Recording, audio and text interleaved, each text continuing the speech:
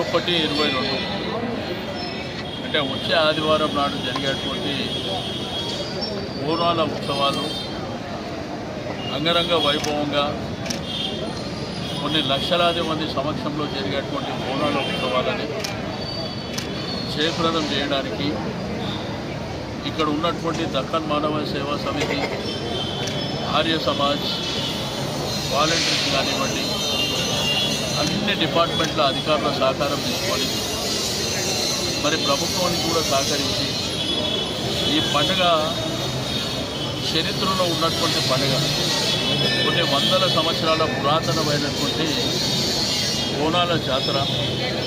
ఈ బోనాల జాతరను పురస్కరించుకొని మరి 21వ తారీఖున ఉదయం 3 గంటలకు ప్రారంభమయ్యేటువంటి జాతర.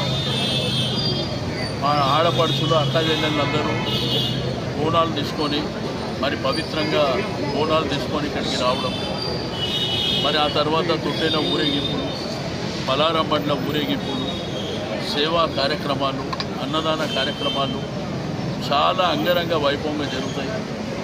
ఈ ప్రసార మాధ్యమాల ద్వారా కూడా ఈ కార్యక్రమం విశ్వవ్యాప్తమైంది.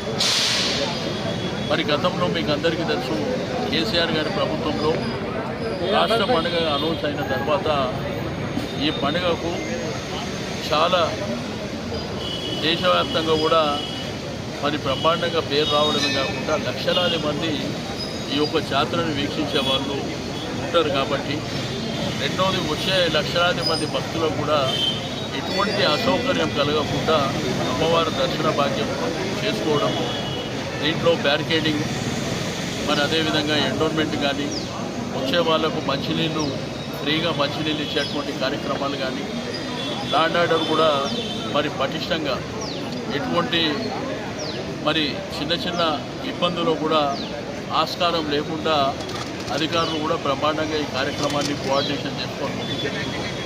నేను అందరికీ కూడా మనస్ఫూర్తిగా అభినందన తెలియజేస్తూ ఉన్నాను.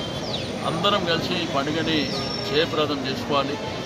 మండే నాడు కూడా మరి రంగం కార్యక్రమం కానివ్వండి, భవిష్యవాణి, ఆ తర్వాత అంబారీ ఊరేగింపు కూడా జరుగుతుంది. మరి మండే రాత్రితో ఈ కార్యక్రమం ముగుస్తుంది. కాబట్టి అందరూ కూడా రాజకీయాలకు అతీతంగా మరి ఈ ప్రాంతంలో ఉండేటువంటి ప్రతి ఒక్కరు కూడా ఒక సేవా దృక్పథంతో ఈ సేవా కార్యక్రమాలలో భాగస్వామ్యం చేసుకొని